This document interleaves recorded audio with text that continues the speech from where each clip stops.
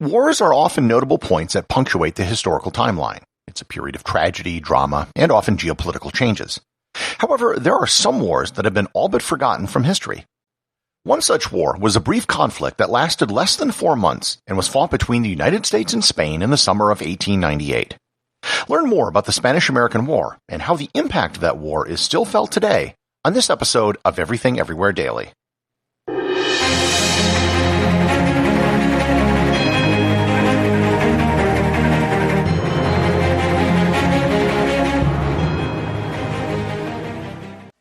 This episode is sponsored by Kachava. Hey everyone, I wanted to tell you about Kachava, my all-in-one daily super blend. If you're worried that you aren't getting all the nutrients you need or struggling to stay on top of your health, then listen up because Kachava has you covered. Kachava puts everything in your body in one glass, so you can have it all. All the superfoods, all the vitamins, all the omegas, all the adaptogens, all the greens, all the protein, all the benefits. For your gut, your skin, your hair, your brain, your muscles, your heart, everything. No more compromise, no more guilt, and no other nutrition shake does all of this. They traveled to the ends of the earth to source everything and then crushed it up. Kachava is a powder. You take 2 scoops of it and just add water and blend it up, and it tastes incredible. They have 5 delicious flavors: vanilla, coconut acai, chai, matcha, and my favorite, chocolate. I can drink 1 glass of Kachava a day, and it'll keep me full for hours. Trying to manage all the supplements and ingredients you should be taking can be overwhelming and expensive.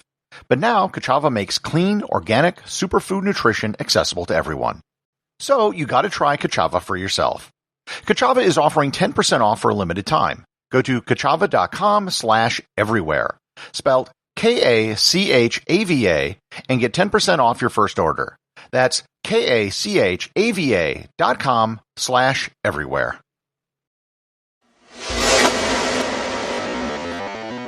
To understand why Spain and the United States went to war, you have to understand where both countries were prior to the outbreak of war in 1898. The 19th century was not so good for Spain. Just 100 years earlier, they had one of the largest empires in the world. Then, in the early 19th century, it came under the control of France and Napoleon Bonaparte, and then proceeded to have several civil wars in the following decades.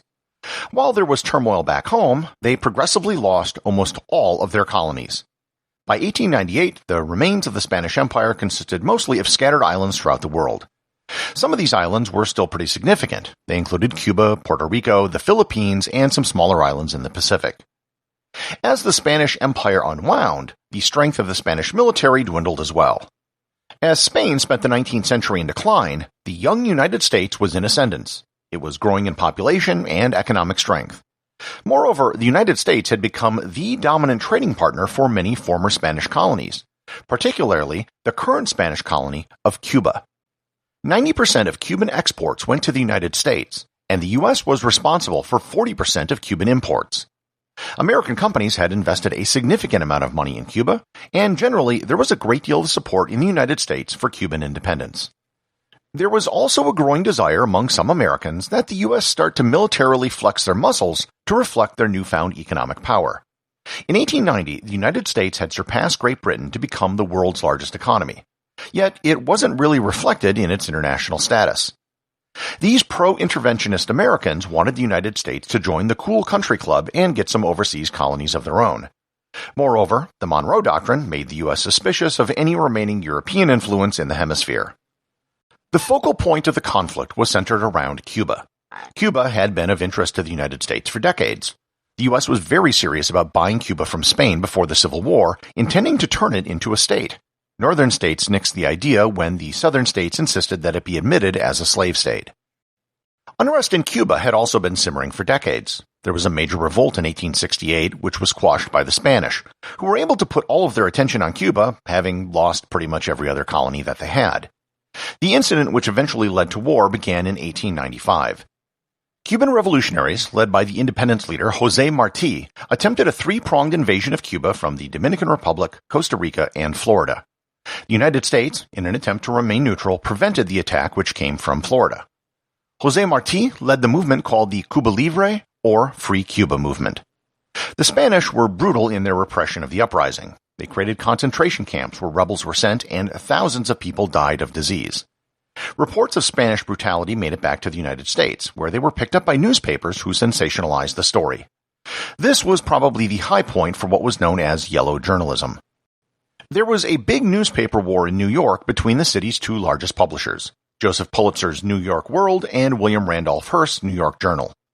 Yellow journalism was basically the clickbait of its era. Newspapers would create sensational headlines to try to spur sales and publish scandalous articles, often with an eye for outrage more than accuracy. The term yellow journalism is believed to come from the phrase yellow kid journalism, which was a way of identifying both of the newspapers in New York because they both ran the same comic strip called The Yellow Kid, which depicted a small boy who wore a large yellow nightshirt.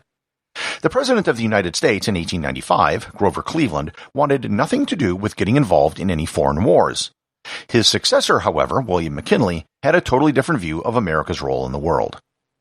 I don't think it's accurate to say that yellow journalism of the era was responsible for the war, as they didn't create the circumstances surrounding it. And there's no evidence that the McKinley administration was swayed at all by such newspapers, but it certainly did sway public opinion. U.S. attitudes throughout 1897 and early 1898 moved strongly in favor of the Cuban independence movement and against Spain. The event which changed everything occurred on February 15, 1898, when the armored cruiser, the USS Maine, exploded and sank in the harbor of Havana, killing 268 sailors. The initial investigation claimed that the Maine had been hit by a mine in the harbor.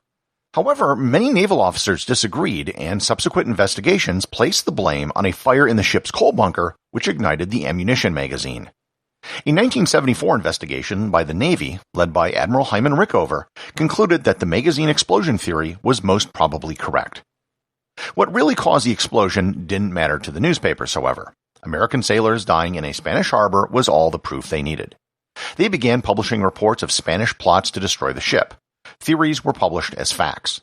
The public began to chant the rallying cry, "Remember the Maine, to hell with Spain." While public demand for the war was rising, both Republican and Democrat leaders in Congress did not favor intervening in Cuba, nor did most business leaders. The McKinley administration offered to mediate peace between the Cuban rebels and the Spanish, but they also let it be known that ultimately the United States supported an independent Cuba. The Spanish were in a tough spot. If they lost Cuba, it would be very unpopular back home and probably lead to the collapse of the government and maybe even the monarchy. However, if it came to war with the United States, they knew it would be a lopsided affair, and they ran the risk of losing everything. The European powers, save for Britain, supported Spain, but their support didn't go any further than verbal encouragement. Spain didn't particularly want a civil war in Cuba, and was actually willing to grant autonomy and home rule, but it wasn't willing to go so far as to grant independence. By April of 1898, the pressure to do something to end the war in Cuba, if for humanitarian reasons, if nothing else, got to a point where President McKinley finally asked Congress on April 11th for authorization to use military force. On April 19th, both houses of Congress passed the Teller Amendment, which stipulated that if U.S. forces should be used in Cuba, it was not for permanent annexation or control over Cuba. The same resolution authorized U.S. military force to help the Cuban people achieve independence. When Spain got wind of this, they severed diplomatic relations with the United States, which resulted in the U.S. placing a naval blockade on Cuba, and on April 23rd, Spain declared war on the United States of America. On April 25th, Congress declared that a state of war existed between the United States and Spain. As I said before, the United States was not a great military power at this time. But then again, neither was Spain. The U.S. Navy, however, was pretty good with modern steel coal-fired ships. The Spanish Navy still had mostly wooden ships. This came to a head with the opening salvo of the war, which took place in Asia, not Cuba. The U.S. Navy had been planning for this eventuality for a couple of years. On May 1st, Admiral George Dewey attacked the Spanish fleet in Manila Bay in the Philippines. The Battle of Manila Bay was an incredibly lopsided affair. The U.S. lost one sailor, and that was because he died of heat stroke. Spain had 77 killed and 271 wounded, with 8 ships sunk. Even the Spanish shore guns weren't able to hit the American ships. While the Americans had taken out the Spanish Navy in the Pacific, they didn't have the ground forces to take Manila yet. However, given that the Spanish were now completely cut off, it was only a matter of time. On August 13th, the Americans took Manila from the Spanish but refused to let Filipino independence forces into the city. And this began a much longer, much more bloody, and even lesser-known war, the Philippine-American War. But that I'm going to have to leave for a future episode. On June 20th in Guam, Americans showed up, and the Spanish who were there didn't even know that they were at war. The Americans fired 2 shots at one of their forts, and the Spanish apologized for not returning the salute because they had no gunpowder. Guam was surrendered without a fight, as there hadn't been a single Spanish warship in Guam for over a year and a half. Back in the Caribbean, the Spanish fleet was holed up in the harbor of Santiago, on the southern coast of Cuba, just west of Guantanamo Bay. The first American soldiers landed in Cuba on June 10th in Guantanamo Bay. The goal was to land U.S. forces, move on Santiago to capture the city, and force the Spanish fleet to move into open water. Eventually, 15,000 Americans landed in Cuba and moved on Santiago. On July 1st, the biggest engagement of the war was fought outside of Santiago. The Battle of El Carne and the Battle of San Juan Hill were fought by 8,400 Americans, including all 4 of the active units of Buffalo Soldiers, and most famously, the 1st United States Volunteer Cavalry, known as the Rough Riders. The second in command of the unit was former Secretary of the Navy and future U.S. President Theodore Roosevelt. However, few people realized that the Rough Riders weren't in fact riding anything, as transportation issues had left most of their horses back in Florida. The Battle of San Juan Hill was really nothing more than a mass frontal attack on a numerically inferior Spanish force. The Americans had over 8,000 men with 4 Gatling guns versus only 521 Spanish. It was not the heroic victory that later chroniclers would make it out to be.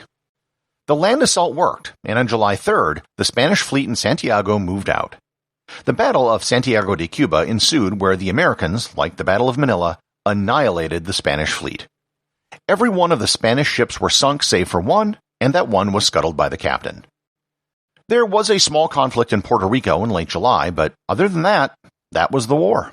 On August 12th, a ceasefire was called, and a treaty of peace in Paris was signed on December 10th. The actual fighting lasted all of 16 weeks. Only 385 Americans died in combat versus about 700 to 800 Spanish. The biggest killer, by far, was disease, in particular yellow fever. Over 2,000 Americans and 15,000 Spanish died from various diseases. For Spain, this was the final nail in the imperial coffin. They lost Cuba, Puerto Rico, Guam and the Philippines, and various islands in the Pacific, which are now part of the nation of Micronesia.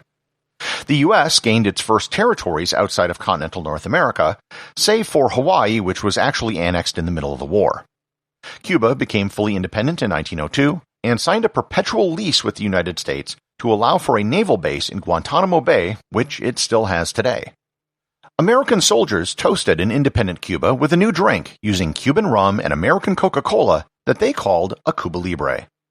The U.S. occupation of the Philippines resulted in a much larger war, as the Filipinos, after 330 years of Spanish rule, weren't particularly keen on acquiring another colonial master.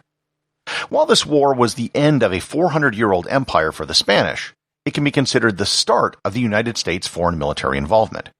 It was also the first time since the Civil War that the country had a common enemy, serving to help unify the North and the South. For the most part, the Spanish-American War is overlooked and forgotten in both Spain and the United States. Save for a few historical high points such as the sinking of the Maine and the Rough Riders, most people know little to nothing about it. The war set Cuba on the path to independence, and after several decades did the same for the Philippines. It also added Guam and Puerto Rico as U.S. territories. Most importantly, this very brief war served as an inflection point in the histories and trajectories of both the United States and Spain. Everything Everywhere Daily is an Airwave Media podcast. The executive producer is Darcy Adams. The associate producers are Thor, Thomsen, and Peter Bennett. I just wanted to extend a big thank you to everyone who is supporting the show over at patreon.com. I have show merchandise available there, including hoodies, t-shirts, and stickers. Plus, it really just helps me get this show out every single day, including, of course, weekends and holidays. Remember, if you leave a review or send me a boostagram, you too can have it read on the show.